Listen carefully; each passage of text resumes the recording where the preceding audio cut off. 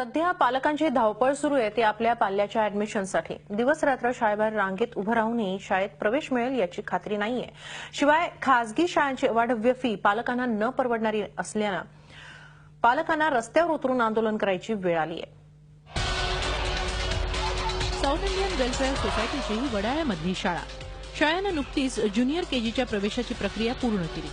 Junior केजीच्या प्रवेशासाठी शाळेनं पालकांकडून सिनियर केजीसाठी 35,000 फी भरण्याची सक्ती शाळेनं केली। त्यामुळे पालक संतप्त झाले। इंटरव्ह्यू झाल्यानंतर आम्हाला सांगितलं की तुम्हाला 45 भरायला लागेल। मी बोलले आता दुसरीकडे कुठे फिरू, फॉर्म पण बंद झाले। मला 45 आहे ना, जाऊन द्या, इतकं पण करू शकतो वेळेनुसार। 45 भरल्यानंतर मग आम्हाला स्लिप दिली की तुम्हाला 35 भरायला लागेल। मग आता कुठून आणायचे मॅडम? 1 लाखाचं काढलेलं आहे ते 90,000 भरले आम्ही। आता परत 70,000 कुठून आणणार लोन? आता ह्याने क्लासरूम बनवले, गार्डन बनवले, सगळं बनवले बरोबर।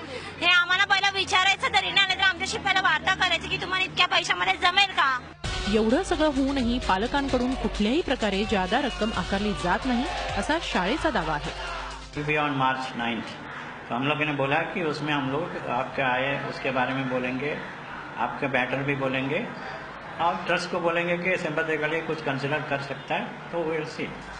घराजवळ असलेल्या खासगी शाळेत सर्वसामान्य घरातल्या विद्यार्थ्यांची ऍडमिशन घ्यायची म्हणजे पालकांसमोर मोठं आव्हानच झालंय। ज्युनियर केजीसाठीच ही अवस्था होत असेल तर भविष्यात उच्च शिक्षण कसं परवडणार हा प्रश्न पालकांसमोर आहे। पूर्व प्राथमिक शालेय शिक्षणाच्या प्रवेशाबाबत सरकारकडून अद्याप कोणत्याही प्रकारची नियमावली तयार करण्यात आलेली नाही।